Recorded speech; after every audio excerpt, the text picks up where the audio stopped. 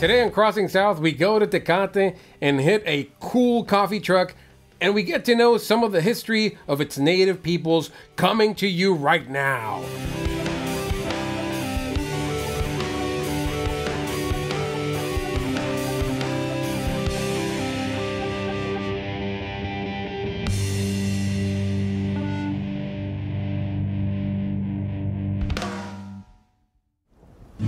You know, folks, more in Baja, an entrepreneurial spirit is growing, and you're starting to see, businesses pop up, not only in established, sites, but also street cart vendors and so on.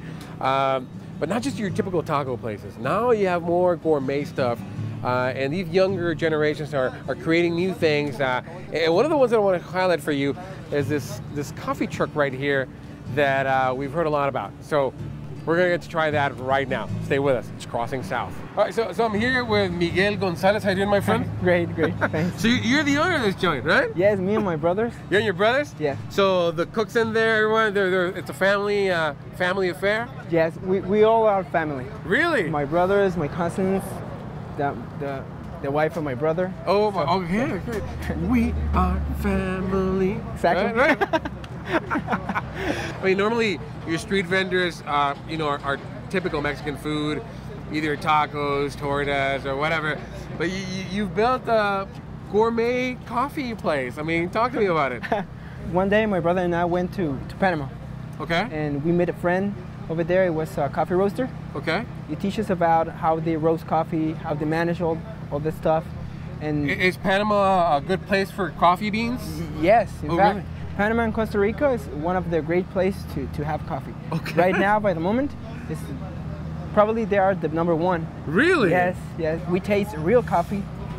We get engaged with that kind of stuff. You fall in love with real coffee, right? Yeah. Many Mexicans just drink instant coffee, which is not even coffee machine, right? It's literally just powder they just put into boiling water.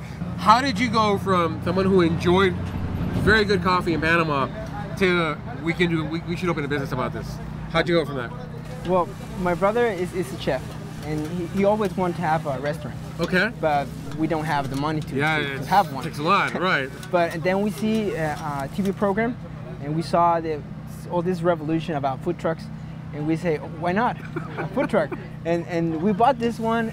It was actually a fish taco. Oh, really? Yeah. I see it's very nicely logoed and such. Talk to me about that. Well, the wife of my brother is very creative. Oh, yeah? Actually, she made all this stuff. Is she a graphic designer? Yes, she's a graphic designer. Yeah. All in the family, right? All the family. But she made all the logos, all the graphic design stuff. It's made by her. Wow, very nice. We try every day to know more. You're still learning? We're still learning. Okay. So we can answer all the questions that people have. Because in Mexico, the people like to ask stuff. Right. So they ask a lot. They came here and they asked me, what's the difference between these and these? And I have to know that. And the caffeine stuff, all that, I have to read a lot.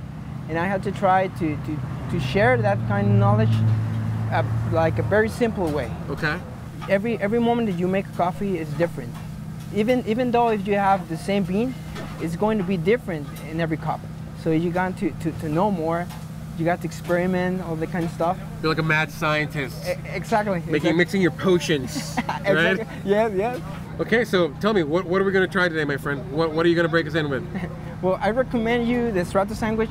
It's a very nice sandwich. Oh, and so you have food there too? Although. Nothing wrong with that. We can eat some food, all right? And we have coffee. I recommend you although the Guatemala coffee. Guatemalan coffee, nice and what's the name of the sandwich? Strato. Strato. Sandwich. We'll try it, folks. Stay with us. It's Crossing South. Okay, my friend. Thank you for talking to us. Okay. Oh, yes. Oh, yes. Very nice. It's citrusy. Oh, man. It's such a flavorful aroma.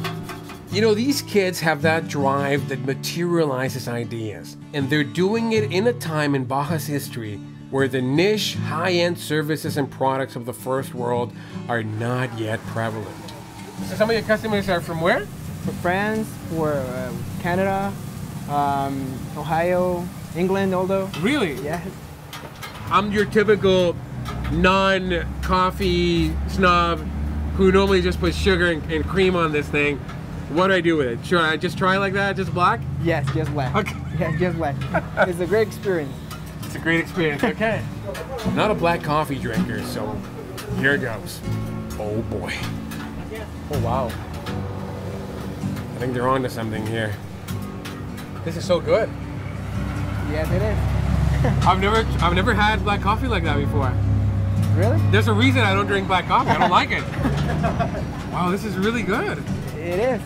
As a, gourmet coffee virgin, I would tell you try this place because, I mean, to me, a normally, overly sweet, milky coffee drinker, this is pretty darn good for coffee that's got no sugar and no cream. So, bottoms up. This is your little strata sandwich, your little torta sandwich with a salad, which looks awesome, by the way. It looks rocking, and it's not gonna stay like this, folks. You know what's gonna happen. Close to $5? $5. $5. That's not bad. It's not bad for a gourmet sandwich rather than a Big Mac, right? Okay, let's try this sucker. Look at this thing. Oh my goodness! Holy cow, this was good.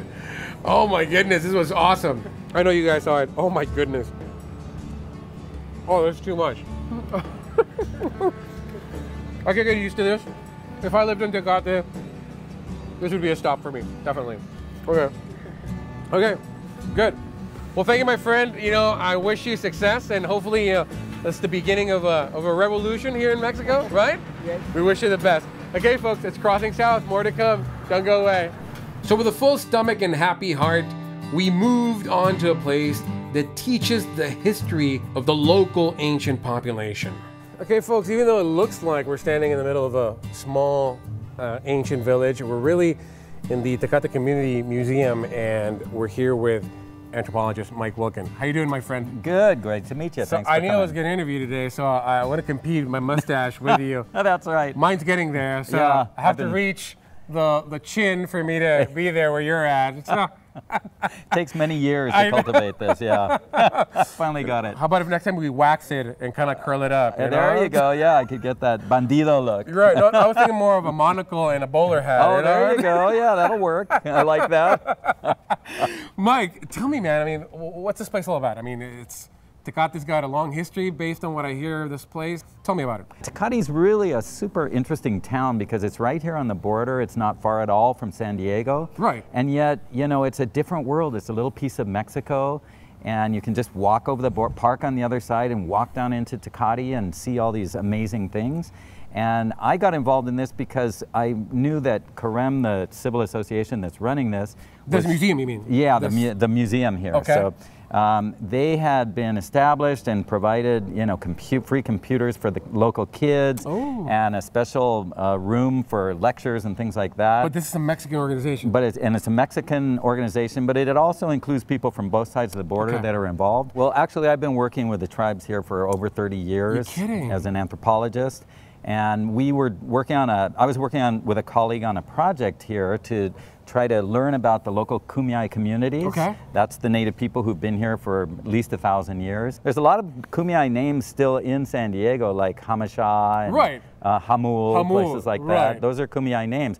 And actually, the border went right through the middle of Kumiai territory. Correct. Yeah. So for them, it's like the white man putting a... Right, yeah. We've been working with the Kumiai to document parts of the culture, and the Kumiai themselves were saying they were concerned that they didn't really have a place to put some of the artifacts that they had. Really?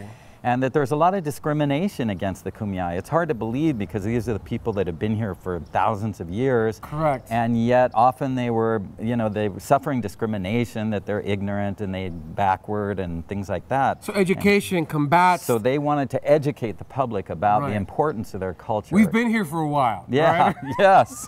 And we know the environment, we know the plants here, we have our stories about how the world was created. We have, these amazing baskets that we make and pottery and all those kinds of things. And yet the local people had no idea about all of this. First of all, what's been the result of this place, of this effort? Has anything changed? Has there been a good, a positive effect on people?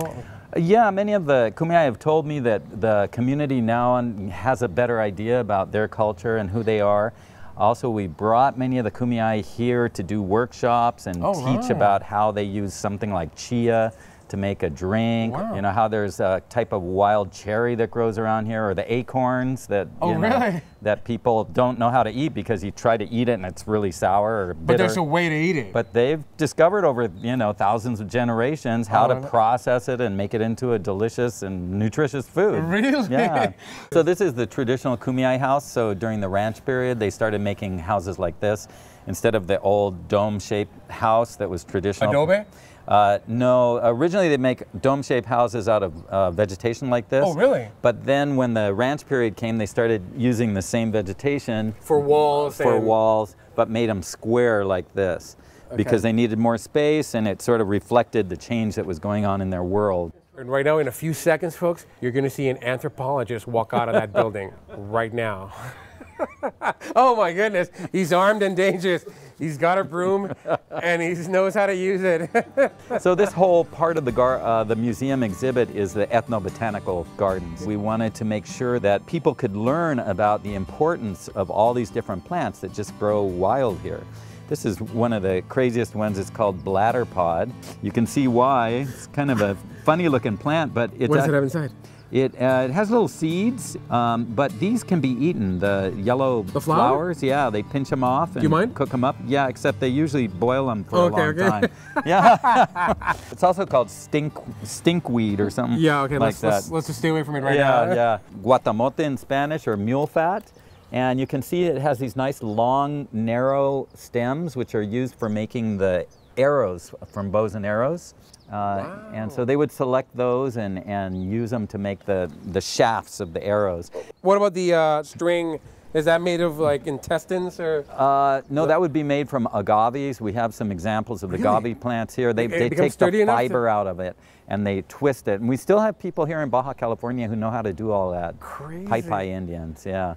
Wow. Then this is also an interesting plant to know about. It's called juncus. And it's also a native plant from here in Baja California. And this is what's used to weave baskets. They feel very sturdy. Yeah. Very, like it would hold. It would totally tie without breaking. Yeah, it has to be really strong. Isn't that something? This is mugwort. And actually, mugwort is used with acupuncture. Really? A Chinese version of this that they burn it when they're doing acupuncture. It's like an incense, yeah. Yerba mansa, or lizard's tail, and that one is a natural antiseptic. Make a tea out of it and wash a wound, and it'll work like an antiseptic. It'll keep it from. It kills. It kills the germs, yeah. This is made by a pai artisan, and this is that mule fat that we saw. It's that shrub that grows in the creek beds. And then they also... Is this authentic? It's completely authentic. And they made these, 500, 1,000 years ago. And you can see here there's a different type of wood that makes this detachable hardwood point. Okay, it wasn't always a piece of rock. No. Yeah, these worked really well too for birds and rabbits. This is sinew, would have traditionally been from deer. Okay. That's how they tied it all together.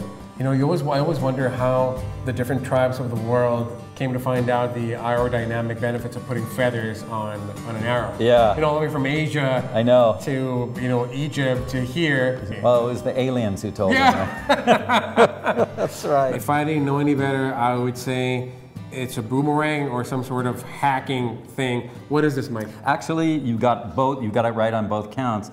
We call it a non-returning boomerang because it actually is aerodynamically created. You can see it's like an airplane wing. So this is creates lift? Yeah, it creates lift. And so if you know how to throw it, it goes around in a circle and creates a little cushion of air, and you can throw it a really long distance. What would they use this for? For hunting rabbits. You're kidding? Yeah, it's a rabbit hunting stick. You could kill a rabbit with this thing? Yeah, or you could at least not incapacitate it, and then that's when you use it the other way that you mentioned. Then you hit it, boom, and dispatch it.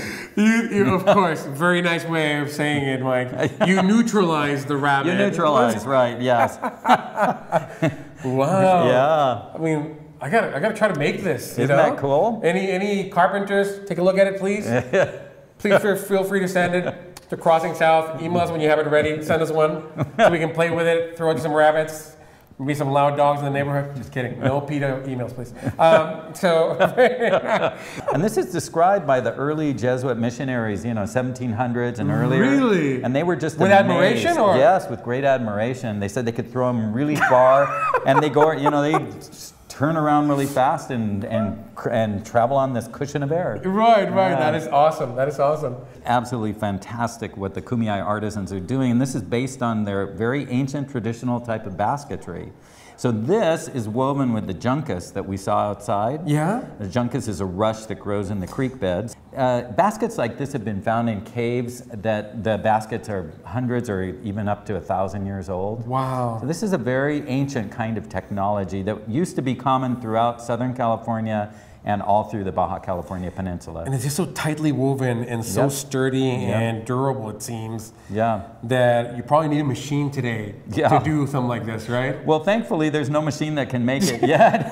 But we do have in the village of San Jose de la Zorra, which is off the Guadalupe Valley, a few weavers that still do this. Yeah, so it's wonderful that some of the Kumiai are still creating these little bits of history from the ancient cultural heritage of Baja California. Very nice, very nice. That's what this is about here. It's about the transmission of culture. This mother who's a weaver, and she's teaching her daughter how to make this same kind of basketry. The Kumiai, in their own way, were very sophisticated in being able to use every part of their environment. The clay pottery is also an ancient tradition of northern Baja California and Southern California. So that these trades continue and don't die off.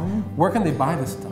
Well, we have it right here in the store. Oh, you do? Yeah, okay. At the museum. So that's what you will get to see some of that. Okay. Also, they can go right to the communities, but they're pretty remote and hard to find. Right. So, once in a while, the artisans do come up to events. For events here. Mm-hmm. Your website probably has a calendar of events. Exactly. Very nice, very nice. Yeah. Some of the tools are still used today. Whenever I think of, is there anything better to do a sauce like than a molcajete? Oh, all these different utensils that you consider maybe ancient, but they're still being used today, right? Yeah, they still work. That's why people keep using them. You have to remember that these people were moving throughout their territory throughout the year. So they were shifting. They were never at a one set place. Right. They might stay for a few months here, and then in the summer. They know the seasons. They know the seasons, and when the pine nuts are in season, and when the acorns are happening, and so they move around. So all they had, they didn't get in their pickup truck and drive to the next place. They had to be able to carry everything on a big net bag. Around their forehead. Around their forehead. One of the elders that just passed on this year, Teodora Cuero, used to tell me about how the groups of men would go over the Rumarosa and down to the canyon, the Guadalupe Canyon, where the hot springs are. Okay. And there was these palm trees down there that had lots of little seeds that were like little dates. Really? And so they'd go down there, and she said, while they were down there, they'd hang out and bathe in the hot springs, and then bring a bunch of palm dates back up to the people in the village. This is like 30 miles that they had to travel. That is it was crazy. Nothing for them. No Hummers, no all-terrain vehicles. Also, there's an amazing diary from Father Crespi or Father Sarah when they were coming through that area, and they described them as just like we're seeing here. The men were all painted in different colors and basically naked, as the fathers were, the friars were saying.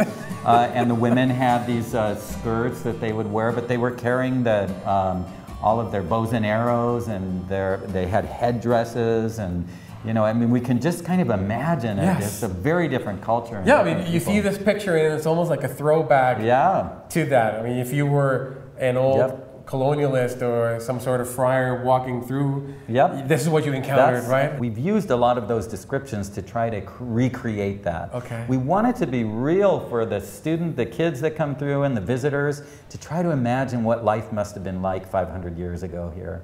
Very nice, very nice. The person that designed the museum is James Hubble, amazing visionary architect, and he did the overall design.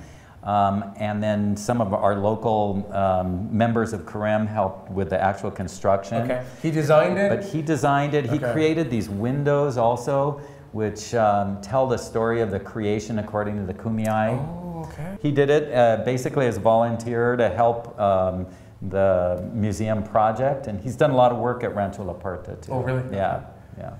You know, you get your Nike shoes, you get your Nike, your Echo, your Florsheim shoes, and then you get your Agave shoes. Imagine walking the Rumorosa stones, climbing them up, wearing these babies. Oh my goodness. You know, I mean, I guess it beats, you know, walking on the floor, you know, puncturing your soles with sharp rocks. Yeah, but cactus spines. Still, it doesn't feel very comfortable. Yeah. Well, if you have itchy feet, it's good. Yeah. You can see here, these are the agave leaves, and you see how they have all these fibers in them. Wow, when you dry them up. Yeah, so the native folks know how to roast these and then remove all this, extract all this fiber. And weave them. Yeah, and make it into string like this. Really strong, you know, durable string. It is strong. In fact, this string is so strong that archaeologists have found examples that are like 3,000 years old in dry caves. Still existing, And holding up. Yep, still holding up and made in exactly the same way.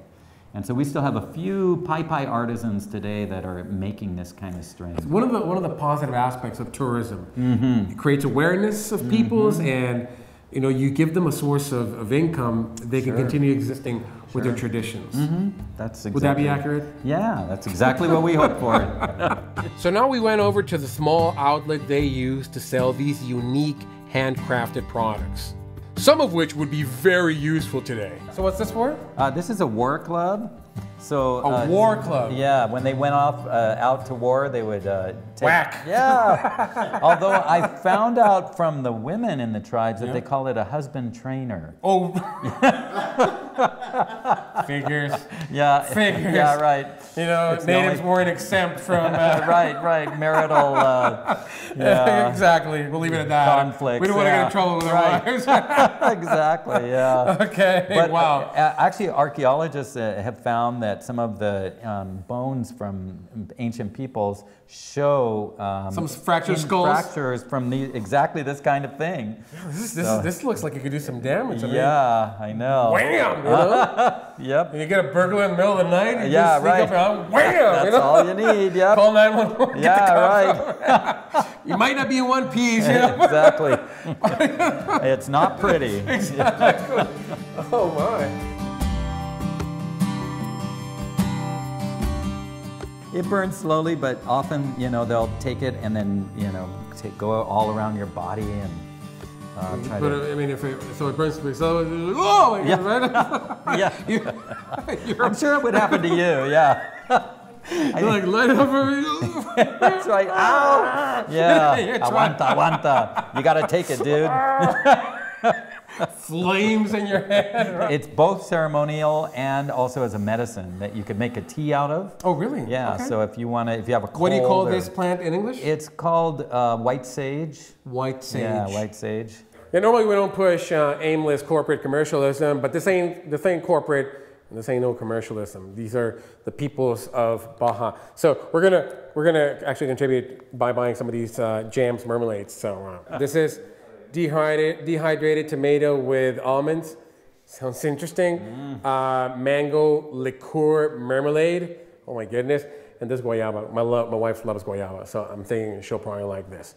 So we're gonna contribute to the community here, my friend. Thank you so much. Thank you so much for your time and educating a little bit. Sure, it's wonderful to have you guys here visiting about us. Tecate. Yeah, exactly. Yeah, thank you so much. Well, there you have it, folks. Tecate, one of the magical towns and villages of Mexico. It's crossing south. Well, after getting to experience what may well be the origins of Baja's coming of age in gourmet coffee appreciation by the common folk, and getting to know more about Baja's native peoples, thanks to a charismatic anthropologist, we leave satisfied till the next time we cross south.